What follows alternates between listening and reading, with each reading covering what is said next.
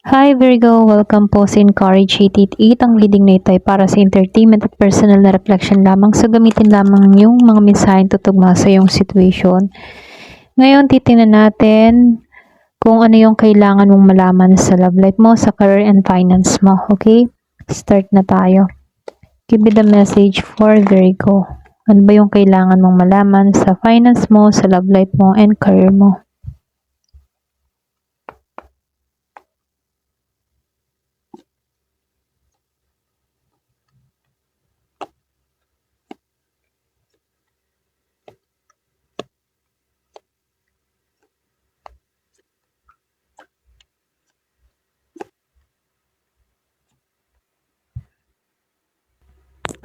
So, dito Virgo, no? Lumabas itong si Hierophant Reveries and si Nine of Swords dito. Yung iba sa inyo, no, pwedeng meron kang kadiling na Taurus. Meron din ako nakikita dito na Gemini, Aquarius, o Libra. Kumbaga, pagdating sa love life mo, kung meron kang kadiling na Taurus, meron ditong pabago-bago yung pananaw, okay, tungkol sa'yo or tungkol sa relationship ninyo dito. Kumbaga, ayaw mo sa isang relasyon na para bang puro rules, pressure, yung iba sa inyo, no? Pero kung titingnan dito, ginagawa lang ng tao nito kung ano talaga yung dapat, okay? Posible meron kang ka-connection ngayon na hindi conventional or pwede ring hindi sumusunod sa mga inaasahan ng iba, okay? Pero dito, no, lumalabas, merong mga alalahanin or overthinking pagdating sa love. Yung iba sa inyo, pwedeng paulit-ulit yung iniisip ng taong ito kung tama ba or kung tama ba o hindi yung mga desisyon na ginawa niya dito. Or pwede rin ikaw, meron kang pinag-iisipan dito pagdating sa iyong connection kung tama ba or mali itong ginawa mong desisyon about sa connection mong ito. Okay? Or yung iba sa inyo, pwedeng meron kang pagka-stress or nag-overthinking ka dito sa connection na meron ka. Or meron kang taong iniisip, o pwede ding siya, meron siyang iniisip about sa'yo, okay? So, nakikitaan ko dito, meron ditong tao na para bang inaalam niya kung totoo ba yung nararamdaman niya dito sa taong ito, okay? Para bang pumasok siya sa isang connection na parang nag-aalanganin pa, okay? Para bang napao na lang or nag-try sumubok sa isang connection, ganon. Yung iba sa inyo ito lang nakikita ko kung meron kang kadiling na Gemini, Libra, or Aquarius. Okay? So, lumalabas dito, lumabas itong si Five of Swords and the Sun. So, ibig sabihin, meron ditong pag-iwas sa gulo. Yung iba sa inyo, pwedeng meron kang konting kaguluhan na nangyari, kaya meron nag-iisip, pwedeng merong tampuhan, away, or selosan na nangyari dito. Yung iba sa inyo, kung meron kang kadiling na Gemini, Libra, or Aquarius. So, nakikitaan ko lang din dito, meron akong nakikitang pag-iwas sa gulo or pag-iwas sa pagkikita rito. Kung may tampuhan man or misunderstanding na nangyari, may posibilidad na unti-unti ding magiging maayos yung away ninyo or conflict nyo sa isa't isa. Kasi dito, napakaganda kasi nitong The Sun, okay? Kumbaga, meron ditong pahiwatig ng love, may clarity or happiness or positive development na mangyayari dito. Kung ikaw naman ay isang single, mas magiging open ka sa happiness. Yung iba sa inyo, kung may kakonek ka naman, may chance na luminaw yung situation about sa inyo ng taong ito. Okay? So, lumalabas kung meron kang kadiling dito na Scorpio, Cancer, and Pisces, pero nakikitaan ko dito, malakas yung Pisces, kung meron kang kakonek na ganito. So, yung iba sa inyo, meron ditong sweet message na paparating, pwedeng apology or pwedeng confession mula sa taong ito. So, meron lang din ako nakikita, yung iba sa inyo, kung single ka, pwedeng bagong offer yung paparating sa'yo, okay? Pwedeng bagong person din to, na papasok sa buhay mo. Kumbaga, ito yung card na nagsasabing meron taong gusto na magpakita ng kanyang nararamdaman kahit medyo nahihiya or kahit immature pa yung kanyang approach, okay? So, dito, pagdating naman sa karera mo, lumabas itong si Eight of Pentacles. So, dito, si Eight of Pentacles, Nakikitaan ko dito parang bang meron ditong tao na napagod na sa routine or pwede rin meron ditong feeling na hindi pa proportional yung effort, ano. Kumbaga, nakikitaan ko din dito na alam mo yon, pwede rin meron ditong trabaho or project na kailangang baguhin, okay? So, lumalabas din dito, no, yung bang tipo na nakikitaan ko lang dito, no, meron ditong kailangang pagbutihin pa yung consistency ng kanyang ginagawa pagdating sa trabaho, okay? So, nakikitaan ko dito, no, lumabas din tong si The Magician. So, ibig sabihin, pwedeng iba sa inyo, makakalis ka na sa stress kung sa usaping trabaho, ano, kung merong nagpapa-stress sa'yo sa trabaho, so makakawala ka na sa stress, sa pressure.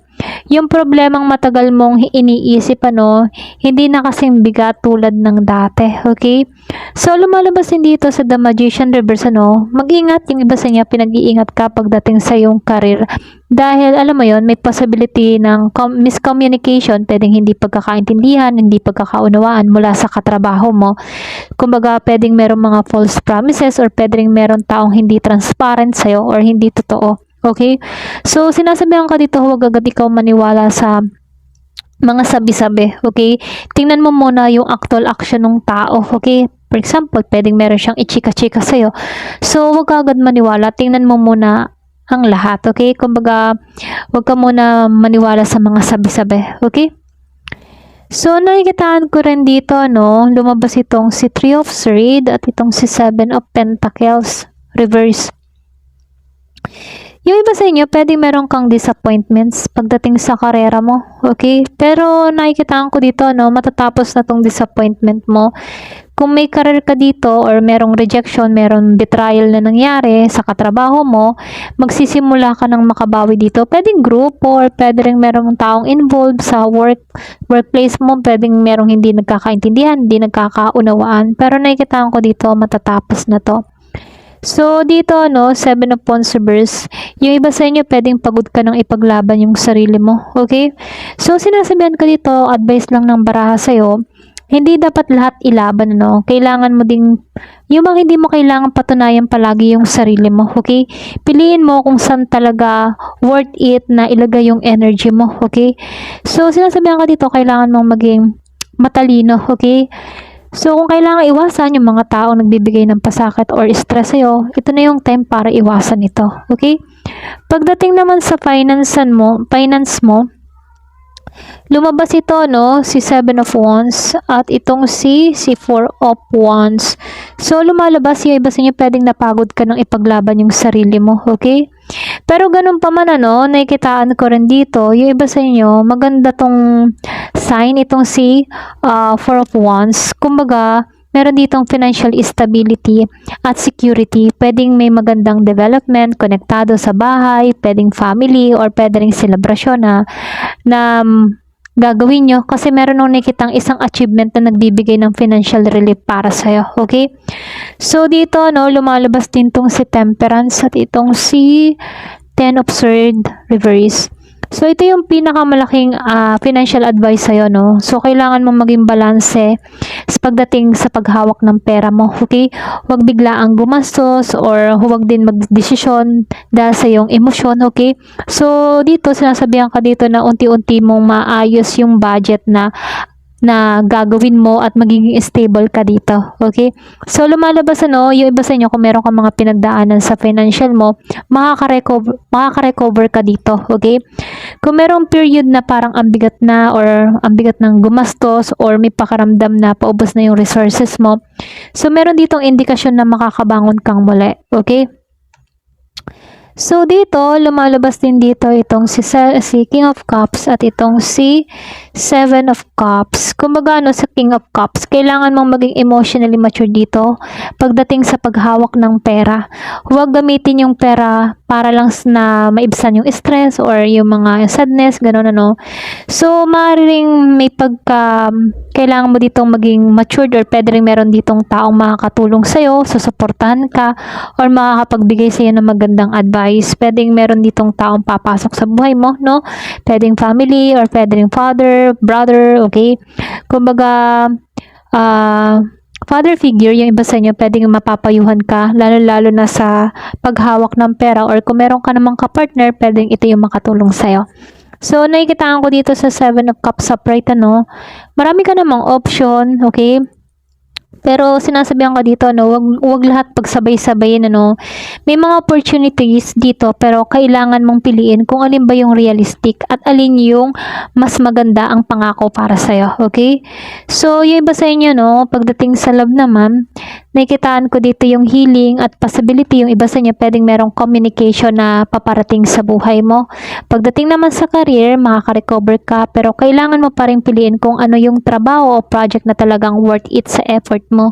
So, sa pagdating naman sa finance, meron lang din ako nakikitang stability or pwede ring recovery na mangyayari sa'yo. Pero kailangan mo pa rin ng discipline at kailangan mong maging mas maingat sa pagpili ng mga opportunities na paparating sa'yo tulad nito. Okay? So, ito lang yung nakikita ko. Ayan. So, thank you for watching. Love and peace.